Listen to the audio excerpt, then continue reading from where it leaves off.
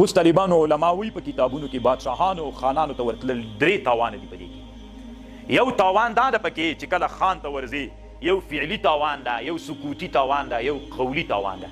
فعلي تاوان دا د طالبانو اکثره چې د بادشاه او د والی او د وزیر کور ته ورځي غصب وي. زه نه وایم طالبانو، دا امام سیوطي رحمه الله وی اکثره کورونو کې چې دوی ژوند کوي دا کورونه غصب وي. نو غصب کور ته چې ورځي هلته بیا لمونځ پکې کوي، نو دا یو ناروا ده. د بادشاهانو د خانانو کورونو ته ورتلل د علماو دپاره فعلي ناروا دا ده پکې چې هغه اکثره د والیانو د دوی کورونه یا د خانانو یا د والیانو یا د وزیرانو د دوی کورونه غصب وي. نو د علماو ورتلل ځکه ناروا دي چې فعلي یوه دا ناروا پکې سوله.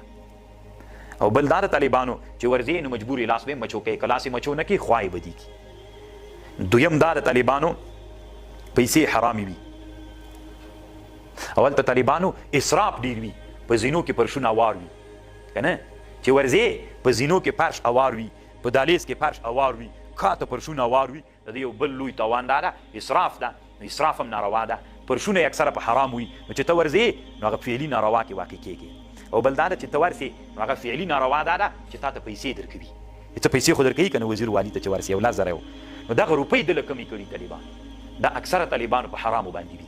ځکه دا که د ټکسو د مالیې پیسې وي، طالبانو علماو فتوا کړې چې د ټکسو د مالیې پیسې حکومت که نه چلېده بیا ورته جایز ده، خو دومره اندازه باندې چې د حکومت ضرورت پوره سي حکومت یې چلېږي. او دا چې ته ورځې او بل ورځې چې دته پیسې ورکوې دا خو د حکومت د چلن روپۍ نه دي.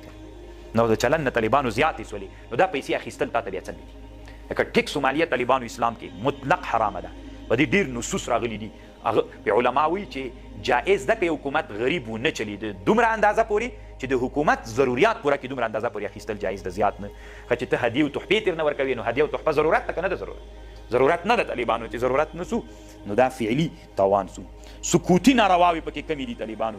سکوتي نارواوې دا دي چې د بادشاه او د والي او د وزیر مجلسونه طالبانو له عکسونو نه خالي نه وي، هلته عکسونه لګېدلي وي داسې. نو هغې ته چې ته ورغلې حق نه سې ویللی، که ودې ویلې چپ پکې نه غلی به ناست دي. نو هم سیوطي اعتراض کړی ده، وی که ته وایې چې حق نه سم ویللی نو دا خو د ډار حالت ده. ډار حالت کې که سړی حق ونه وایي عفو. هم سیوطي وایي صحیح ده، دا ویلل به په ډار وي، نو ورتلل خو دې په خپل اختیار دي، مه ورځه که داسې یو مجلس ته چې هغه د معصیت مجلس ته مه ورځه. قولي ناروا دا ده چې هلته بادشاه سره به مبالغې ډېرې به کوي، ډېره کراره کراري ده، هېڅ خبره نشته، خلک ټول خوشحاله دي، خپلې مداهنې به کوي. لکه که داسې دې ورته ویلې چې کار ډېر خراب دی، بس د بادشاه سره نږدې خلک به دستي در باندې راپورته کوي دا مخالف ده.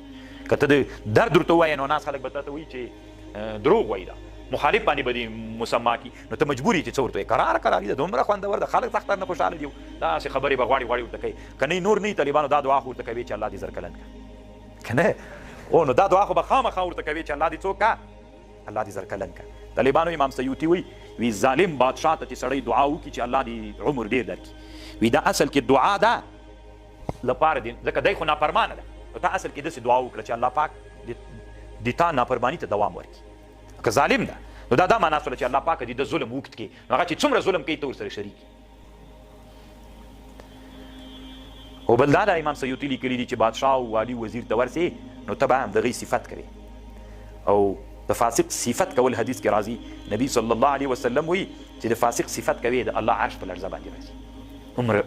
او بل دا ده ته چې ورسې نو د ظالم ډله غټېږي.